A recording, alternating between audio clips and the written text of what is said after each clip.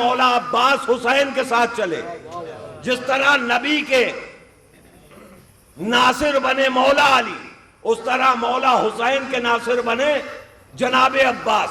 کیوں نہ کردار ہوتا عباس کا ایسا؟ اس لیے کہ تمنا علی کی ہیں، خون علی کا ہے، بیٹا علی کا ہے، جمال علی کا ہے، شباب علی کا ہے، چہرہ علی کا ہے، تمنا علی کی ہے۔ تو جب سب کچھ علی کا ہے تو جو علی نے کیا نبی کے ساتھ وہ جناب عباس نے کیا امام حسین کے ساتھ۔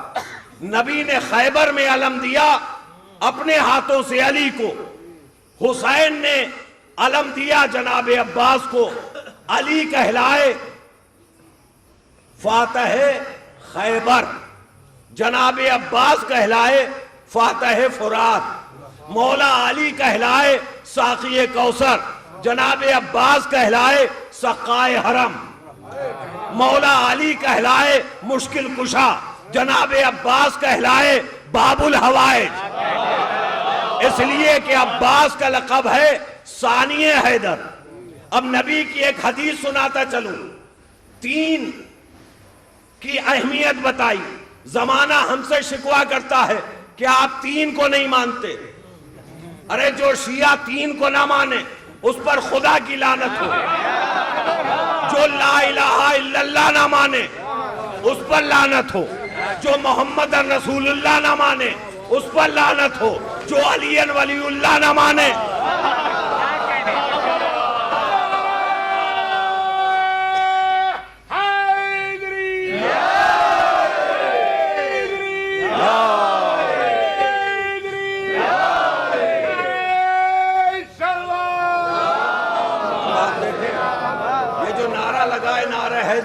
اور پورے مجمع نے جواب دیا ہے، نعرہ لگانے والا ایک ہے، جواب دینے والے کئی ہیں۔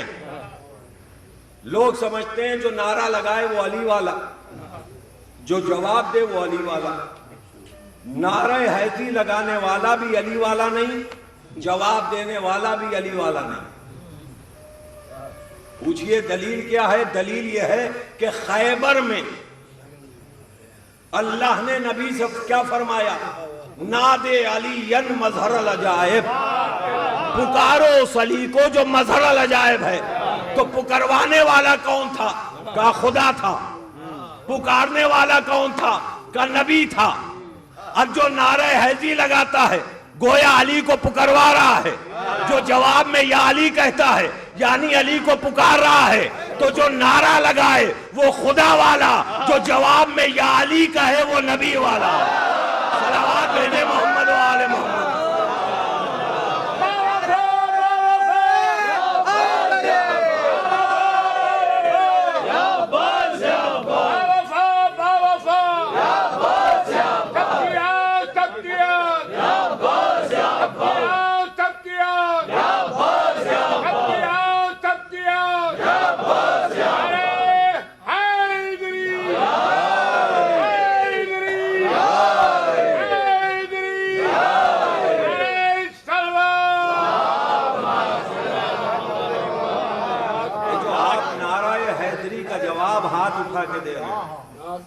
جو بزرگ محترم لائق عزت لائق داد و تحسین تشریف فرمائے یہ ہاتھ اٹھا کے نعرہ لگا رہے ہیں، آپ ہاتھ اٹھا کے جواب دے رہے ہیں۔ اس میں بھی اعتراض ہونے لگا یہ ہاتھ کیوں اٹھایا جاتا ہے؟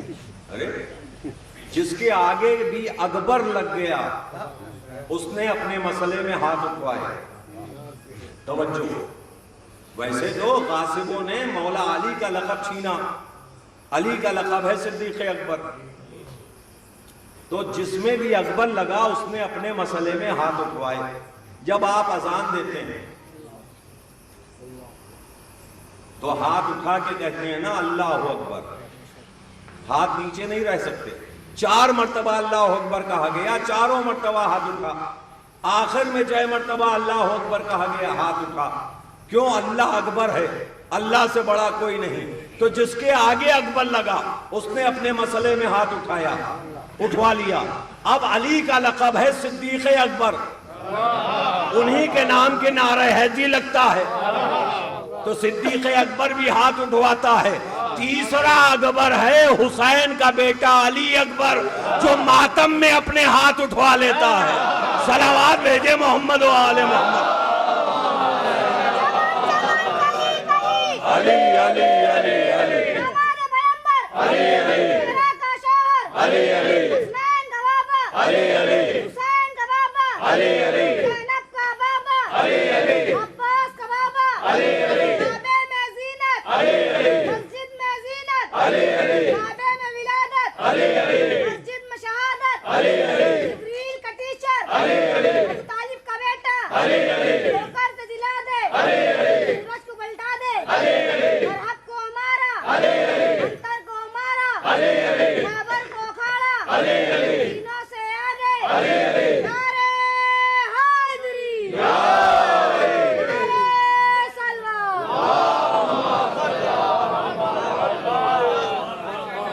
خدا اس بچے کو بھی سلامت رکھے, جواب دینے والوں کو بھی سلامت رکھے. علی کو پکارنا اور علی کو نہ پکارنا دو ہی ثبوت دنیا میں ملتے ہیں, دلیل ملتی ہے. جو پکارتے ہیں وہ بھی اپنی نسل کا پتہ دیتے ہیں, اور اس نام پر جس کے منہ بنتے ہیں وہ بھی اپنی نسل کا پتہ دیتے ہیں. یہ بات اپنی طرف سے نہیں کہہ رہا ہوں, نبی نے فرمایا یا علی تمہارا محب غیر حلالی نہیں ہو سکتا, یا علی تمہارا دشمن حلالی نہیں ہو سکتا. آپ سمجھ رہے ہیں, شراب پینا حرام اور بہت سے کام ہیں, غیبت کرنا حرام. تو پتہ یہ چلا کہ جو فعل حرام کرے یا نسل سے صحیح نہ ہو وہ علی کو نہیں پکار سکتا. اب ہماری سمجھ میں آیا کہ نبیوں نے علی کو کیوں پکارا. آدم نے علی کو پکارا, نوح نے علی کو پکارا, ابراہیم نے علی کو پکارا, موسیٰ نے علی کو پکارا, عیسیٰ نے علی کو پکارا, اور بلا وجہ نہیں پکارا, اپنی مشکلوں میں پکارا. آج بخشی تالاب کے مومنین یہی سمجھتے ہوں گے ہماری طرح کہ ہمارے مولا مشکل کشا ہیں. ہمارے مولا مشکل کشا نہیں, نبیوں کے مولا بھی مشکل کشا. صلوات بھیجے محمد و آل محمد. جو آدم کی مشکل میں کام آیا, جو نوح کی مشکل میں کام آیا, حد یہ ہے کہ آخری نبی نے خیبر میں پکارا یا علی. چشمے زدن میں آ گئے. مجھے پوری خیبر نہیں پڑھنا ہے, مگر چونکہ شب بیداری ہے, شب بیداری یعنی رات بھر بیدار رہنا. نوجوانوں نے شب بیداری کی مجلس برپا کی ہے. شب بیداری کہاں ہوئی تاریخ میں؟ بہت سی ہیں, مگر خیبر کی شب بیداری مشہور ہے. آج ہم درگاہ میں علم سجا کے شب بیداری کریں تو لوگ کہتے ہیں شب بیداری کرنے سے فائدہ کیا؟ ہم نے کہا شب بیداری ہم نے آپ ہی سے سیکھی ہے. خیبر میں آپ ہی رات بھر جاگے تھے جب نبی نے فرمایا تھا کل علم اس کو دوں گا جو مرد ہوگا, جو غیر فرار ہوگا, جو بڑھ بڑھ کے حملہ کرے گا. آج ہم پر الزام ہے کہ ہم منبر پہ آتے تبرہ پڑھتے ہیں. ارے نبی نے خیبر میں تبرہ پڑھا, کیا کہا؟ کل علم اس کو دوں گا. کب کہا؟ پہلی رات, دوسری رات, تیسری رات, کہا نہیں 40ویں رات نبی نے کہا کہ کل علم اس کو دوں گا جو مرد ہوگا. تو کیا اس سے پہلے کسی اور کو علم نہیں ملا؟ کہا ملا. اس کا مطلب نبی نے خیبر میں تبرہ پڑھا کہ کل علم اس کو دوں گا جو مرد ہوگا. نبی کا مطلب یہ تھا کہ اب تک جتنے گئے سب نامرد تھے. صلوات بھیجے محمد و آل.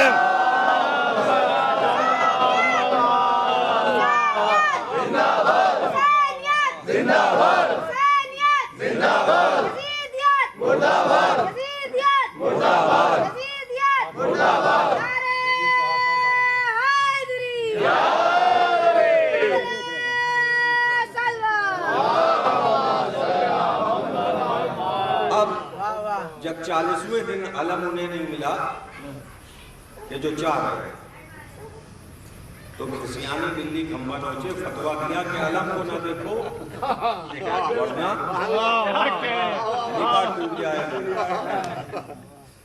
अच्छा भाई, अलम ने आपका क्या बिगाड़ा है?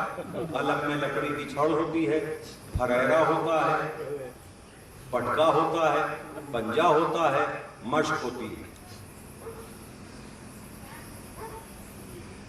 अलम को ना देखो वरना निकाह टूट जाएगा। तो ये फतवा अब दे रहे हो, बहुत लेट दिया। ये तो खैबर में 40वीं रात फतवा देना चाहिए। कितने सहाबी थे, असहाब थे कि जो खेमे में थे, वो अलम रखा हुआ था। अच्छा, जब अलम देखने से निकाह टूट सकता है तो जिसने खुद अलम उठाया हो उसका क्या बचा होगा? कुछ लोग अली से पहले अलम लेके मैदान में गए तो उनका निकाह कहाँ बचा होगा? अब कहते हैं कि अलम को ना देखो वरना निकाह टूटेगा। हमने कहा तुमने अली को क्या माना? हमारी तरह पहला इमाम माना? का नहीं साहब, चौथा खलीफा माना। और क्या माना? का खैबर के अलमदार, बद्र हुनैन में अलमदार, सिफरीन में अलमदार। तो हमने कहा अली को माना अलमदार। तुम्हारा फतवा है कि अलम को ना देखो वरना निकाह टूटेगा।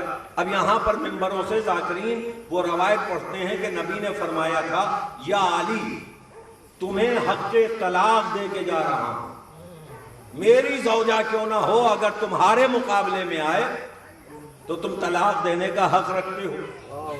लोग चिढ़ गए, हमसे पूछने लगे समझ में नहीं आता है आपका अकीदा, निकाह करें नबी तोड़े अली, ये कौन सा कानून है? हमने कहा आपका फतवा खुद ऐलान कर रहा है कि अलम को देखोगे तो निकाह टूट जाएगा।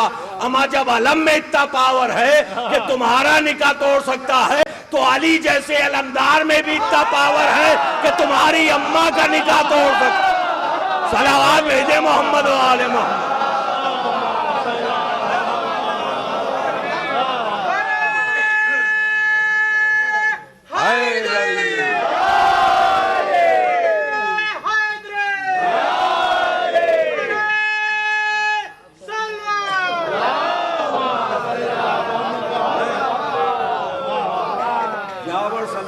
और उनके साथी जो भी शख्सेदारी कर रहे हैं, मुझे सबके नाम नहीं मालूम कि कौन कौन कर रहा है, मौला उनको जज़ाए खैर दे।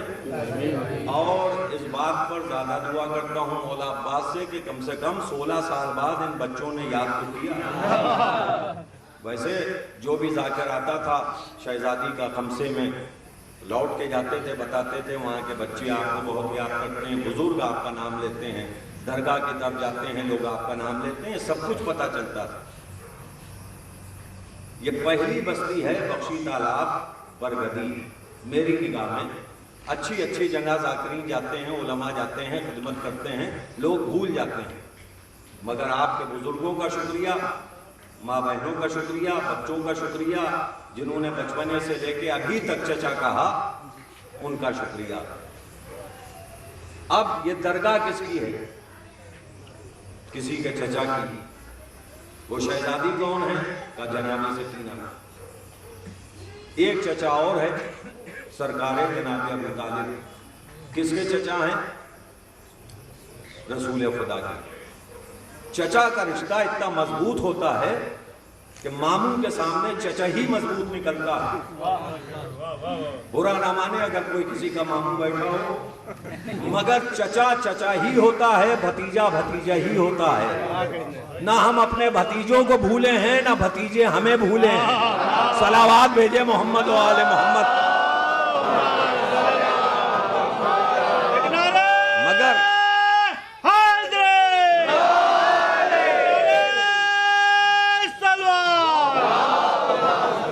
जनाबे अब्बास जनाबे सकीना के चचा हैं। दो किरदार चचा के, एक जनाबे अबू तालिब रसूल के चचा और एक जनाबे अब्बास जनाबे सकीना के चचा थे। जनाबे अली असगर के भी चचा, जनाबे अब्बास थे जनाबे अली अकबर के भी चचा थे, जनाबे कासिम के भी चचा।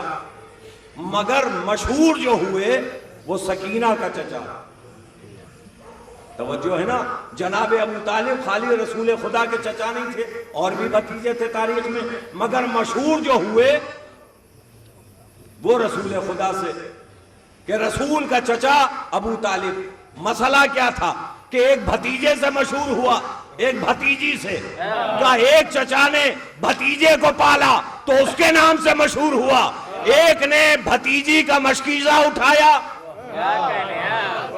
تو اس کے نام سے مشہور ہوا۔ درگاہ میں شب بیداری ہے، جب شب بیداری ہے تو جناب عباس کا ذکر نہ ہو تو بات مکمل نہ ہو سکتی، مگر رسول کی 3 حدیثیں سنا کے جناب عباس کی فضیلت، اس کے بعد مصائب۔ تاریخ بتاتی ہے، نبی فرماتے ہیں کہ کعبے کو دیکھنا عبادت، قرآن کو دیکھنا عبادت، علی کے چہرے پر نظر کرنا عبادت۔ میں نے پوچھا وجہ کیا ہے؟ کہا کتابیں پڑھ لو تب ممبر پہ بیٹھا کرو۔ کعبے کو دیکھنا اس لیے عبادت کہ بیت اللہ، کعبے کو دیکھنا اس لیے عبادت کہ بیت اللہ، قرآن کو دیکھنا اس لیے عبادت کہ کتاب اللہ، علی کا چہرہ دیکھنا اس لیے عبادت کہ وجہ اللہ، علی کا چہرہ خدا کا چہرہ ہے۔ ابھی شعر پڑھے جا رہے تھے، پیشخانی ہو رہی تھی، میرا بھی چیز چاہتا ہے کہ ایک مطلع چند شعر آپ کے خدمت میں پیش کروں۔ جناب عباس کا مسئلہ ہاتھوں کا مسئلہ ہے۔ امام حسین کی شہادت سر سے متعلق، جناب علی اصغر کی شہادت گلے سے متعلق، جناب علی اکبر کا ذکر کربلا سینے سے متعلق، مگر جناب عباس کا معاملہ ہاتھوں کا ہے۔ جب نبی معراج سے واپس آئے تو علی نے سوال کیا، یا رسول اللہ معراج میں کیا ہوا؟ نبی نے مسکرا کے جواب دیا، یا علی تم تو مجھ سے بہتر جانتے ہو۔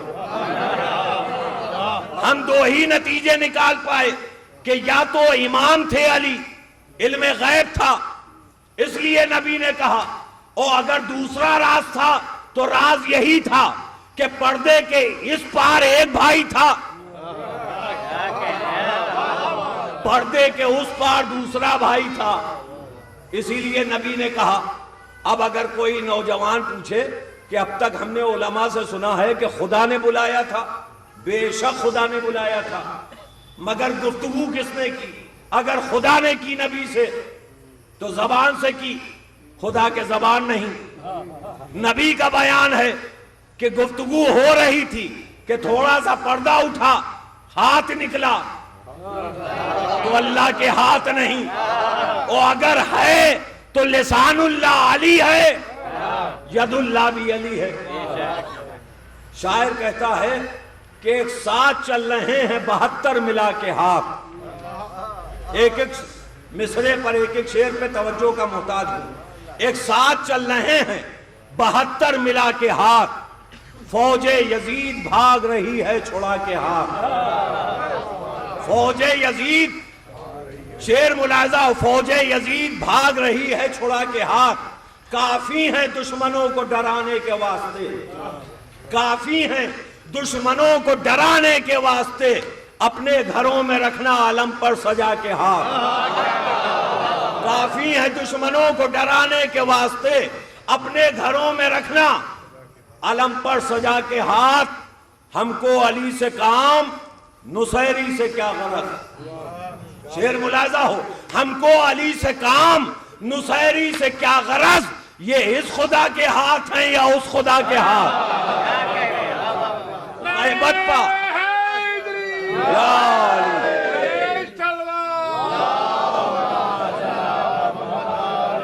ایک ساتھ چل رہے ہیں 72 ملا کے ہاتھ، فوج یزید بھاگ رہی ہے چھوڑا کے ہاتھ، کافی ہے دشمنوں کو ڈرانے کے واسطے، اپنے گھروں میں رکھنا علم پر سجا کے ہاتھ۔ ہم کو علی سے کام، نصیری سے کیا غرض؟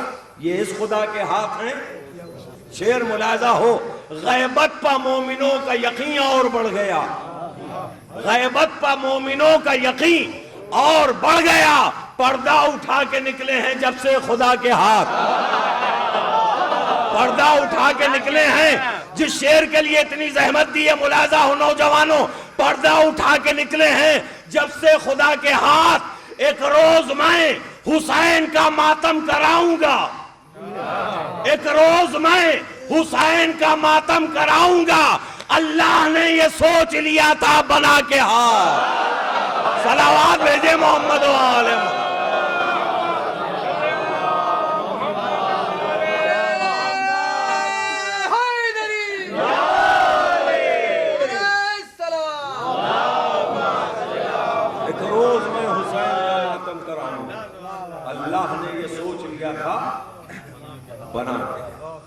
جن ہاتھوں سے آپ ماتم کرتے ہیں یہ ماتم ہی کے لیے خلق ہوئے۔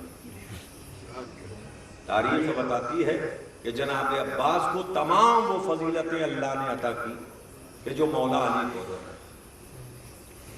اللہ کے گھر میں، خدا کے گھر میں علی کی ولادت ہوئی، عباس کی ولادت نصیریوں کے خدا کے گھر میں ہوئی۔ مولا علی کی ماں کا نام تھا فاطمہ بنت اسد۔ مولا عباس کی والدہ کا نام تھا فاطمہ کلابیہ۔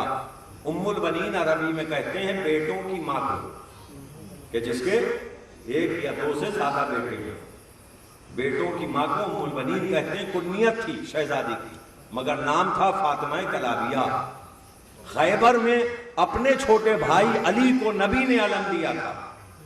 مدینے سے چلنے سے پہلے حسین نے اپنے چھوٹے بھائی عباس کو علم دیا تھا۔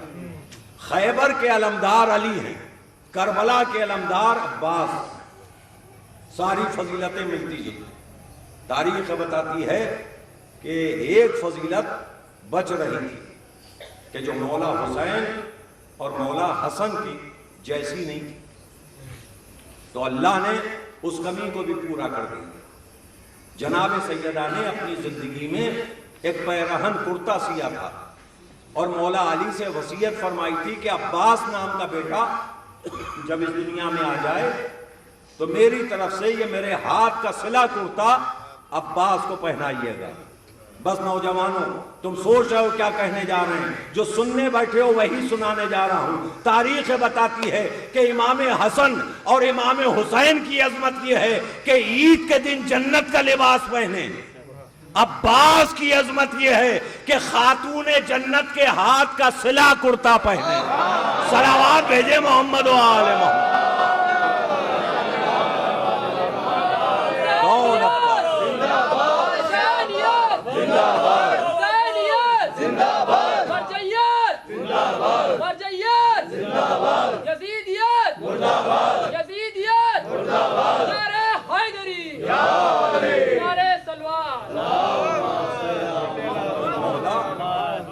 فضیلت کیا؟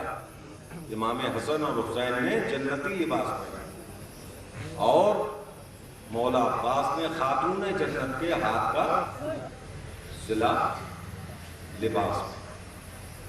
یہ وہ مولا عباس کہ جن کا لقب ثانی حیدر۔ شہزادی زینب کا بھی کوئی جواب نہیں کہ جو ثانی زہرا کہتے ہیں۔